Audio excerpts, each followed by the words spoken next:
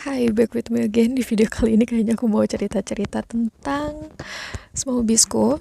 Awal mulanya kayak gimana, dan nanti aku juga bakalan info beberapa tips untuk teman-teman yang mungkin mau melakukan hal yang sama.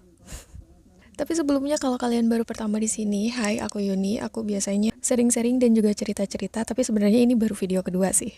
Karena ini judulnya sharing dan juga cerita, bear with me karena ini bakalan panjang banget, tapi semoga ini bisa bermanfaat ya.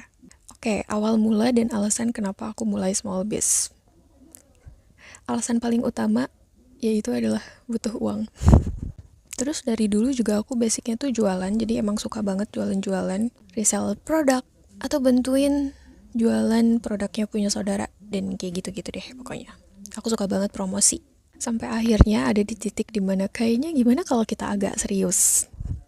Kenapa aku bilang ini agak serius? Karena aku masih kerja juga. Jadi kerja juga, small biz juga jalan. Jadi aku menjalankan dua-duanya. Kenapa tidak? Jadi itu sih awal mulanya. Dan sekarang sudah berjalan di 1 tahun, nggak kerasa banget.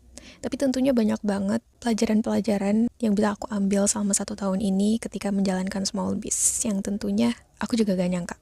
Walaupun growth-nya belum segimana banget, tapi menurutku ini ada progress dan memang sesuatu itu butuh proses.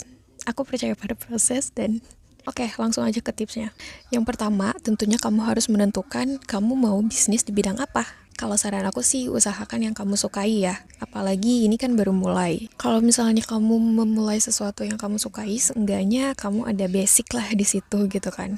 Walaupun kamu lagi hilang motivasi, seenggaknya kamu melakukan hal yang kamu sukai jadi nggak ada rasa pressure atau terpaksa. Tips yang kedua adalah analisa pasar. Ini penting banget untuk kamu tahu bisnis di bidang yang kamu jalani itu tuh ada pasarnya atau enggak. Pelajari juga nih audiensnya. Contohnya, kalau bisnis yang aku jalani, audiensnya mereka tuh di sekitaran umur 18-25 tahun. Terus gendernya tuh female, yang suka produk yang lucu-lucu. Pokoknya pelajari audiensnya sedetail mungkin biar nanti kamu juga tahu nanti mau promosinya kayak gimana, mau promosi ke siapa, jenis konten yang bakalan kamu bikin kayak gimana. Mempelajari audiens sangat amat penting. Selain audiens, kamu juga harus mempelajari kompetitor. Kalau misalnya kamu jualan produk, kompetitor kamu harga produknya berapa, terus cara mereka marketingnya tuh kayak gimana. Nah, yang ketiga, cari vendor atau bahan. Kalau misalnya kamu di sini jualan produk, tentunya kamu harus juga tahu nih vendornya, terus juga bahannya belinya di mana. Terus kamu juga harus pilih-pilih bahan kalau memang jualan produk ya. Tahap berikutnya adalah menentukan harga. Menentukan harga ini tuh nggak cuman dari harga belinya segini, tapi kamu juga harus tahu biaya operasionalnya seperti apa, kayak buat packingnya nanti. Terus kalau kamu memang jualan produknya di marketplace, itu juga ada fee tambahan, jadi jangan lupa dihitung juga. Sebenarnya aku punya detailnya kayak gimana, kalau misalnya kalian tertarik detailnya seperti apa, kayaknya di video berikutnya ya, kalau mau boleh di komen. Tahap keempat adalah mulai produksi. Kalau misalnya tadi ya jualan produk, karena aku jualannya produk, jadi kayaknya aku contohinnya tuh produk gitu ya.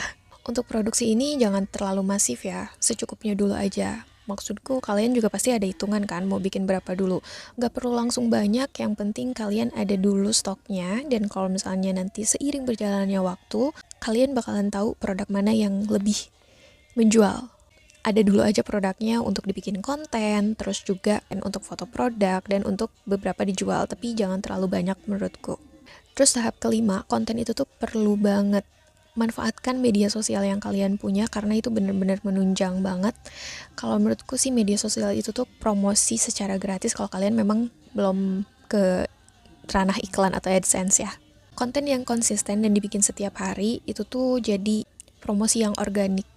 Itu tuh pasti ada 1 atau 2 konten yang bakalan blow up gitu. Kamu harus percaya itu karena pasti bakalan ada 1 atau 2 konten yang bakalan blow up. Ya syukur-syukur semuanya ya, tapi biasanya kalau satu konten udah ke up, yang lainnya bakalan ikutan kena exposure-nya juga. Jadi itu sih beberapa tips untuk kalian yang baru mau mulai. Beda lagi nih sama kalian yang mungkin udah mulai, terus lagi ada di tahap bertahan. Aku juga ada cerita tentang ini karena kebetulan aku juga sedang berada di tahap bertahan. Selama 1 tahun tentunya masih baru banget ya. Banyak banget hal yang terjadi selama 1 tahun ini di small bizku, dan dari situ juga tentunya aku belajar. Pelajaran pertama yang aku ambil adalah, tadi aku juga sempat mention konsisten upload konten, karena memang ternyata itu adalah kuncinya. Konsisten tuh gak tau kenapa ya, kayak nomor satu gitu ya. Harus konsisten, karena kita nggak pernah tahu konten mana yang bakalan blow up, konten mana yang menarik untuk orang-orang gitu. Nah, tapi kalau misalnya nanti nih ada satu konten yang blow up, kalian langsung bisa analisa dari konten yang rame itu gitu. Jenis kontennya itu tuh yang kayak gimana tuh yang kalian bikin? Apakah slide foto, ataukah kamu nge-review produknya, atau mungkin kamu ngebik proses pembuatan dari si produknya gitu. Konten apa tuh yang rame tuh gitu. Dan konten itu bakalan jadi jargon kalian. Jadi kalau misalnya ke depannya kalian bisa bikin konten-konten seperti yang blow up itu tadi. Pelajaran kedua, terus belajar dan bikin produk baru. Jadi nggak cuma di satu produk aja, tapi kalian juga harus bikin inovasi untuk produk berikutnya. Kalau aku kan pawn strap nih, aku jualan pawn strap. Nggak cuma pawn strap yang desainnya kayak gini aja, tapi aku harus bikin pawn strap desain berikutnya juga. Karena nggak semua orang tuh seleranya sama gitu. Mungkin dia suka yang warna pink, tapi yang satunya suka yang monokrom gitu, contoh simpelnya. Jadi terus berinovasi dengan produk-produk yang kamu buat. Kalau kamu ada ide, langsung tulis, dan kalau misalnya bisa dieksekusi dan udah dianalisa, kamu bisa langsung buat produk baru gitu. Pelajaran yang ketiga adalah belajar baca traffic. Jadi rame atau kunjungan dari toko kamu itu tuh di hari apa, di jam berapa, itu tuh menurutku penting banget. Karena dari situ kalian bisa tahu nih, ramenya tuh di pas tanggal-tanggal berapa nih gitu. Berarti di tanggal-tanggal tersebut tuh sebelumnya kalian bisa mengestimasikan dulu apa nih yang harus dipersiapkan. Soalnya aku pernah nih, ramenya tuh di akhir bulan gitu, di akhir bulan di sekitaran tanggal 25 ke sana gitu, dan aku tuh nggak prepare apapun. Kan waktu itu aku belum ngeh sama sekali. Terus rame, sementara aku nggak nyiapin stok gitu. Dan itu adalah pelajaran yang memang harus diingat sampai sekarang gitu. Jadi kalian harus belajar baca traffic ramenya toko kalian tuh kapan sih gitu. Apakah di awal bulan, apakah di akhir bulan, atau di tanggal-tanggal cantik gitu. Pun ini ngaruh ke promo juga ya. Jadi kalau misalnya nanti kalian mau bikin konten, karena kamu udah tahu nih tanggal-tanggalnya, misalnya tanggal cantik di tanggal 12-12 misalnya, atau mungkin ada hari Kartini misalnya ya. Nah, kalian juga bisa nge-mix it up antara konten kalian sama hari tersebut. Kalian bisa bikin promo apa sih dari hari tersebut dengan konten kalian, atau mungkin apa sih yang nyambung, pokoknya disambung-sambungin deh gitu ya. Nah, itu beberapa hal yang aku pelajari ketika aku setahun ini, dan kedepannya pasti masih banyak lagi hal-hal yang bakalan aku pelajari. Dan ya, nanti kalau ada lagi pasti bakalan aku sharing. Suka duka ngejalanin small biz. Dukanya dulu kali ya. Dukanya sih aku lebih karena ngerjain sendiri, jadi agak sedikit overwhelming, overthinking juga kadang. Apalagi kalau misalnya lagi rame, terus bahan bakunya tuh kurang gitu, kayak harus kayak gimana gitu, sementara belum order dan lain sebagainya. Itu agak sedikit kewalahan. Apalagi aku produksinya sendiri, aku yang bikin konten, aku yang transaksi, aku yang ini gitu. Jadi kayak agak sedikit gitu ya. Itu dukanya. Tapi sukanya itu tuh karena ini hal yang aku suka, jadi happy aja gitu.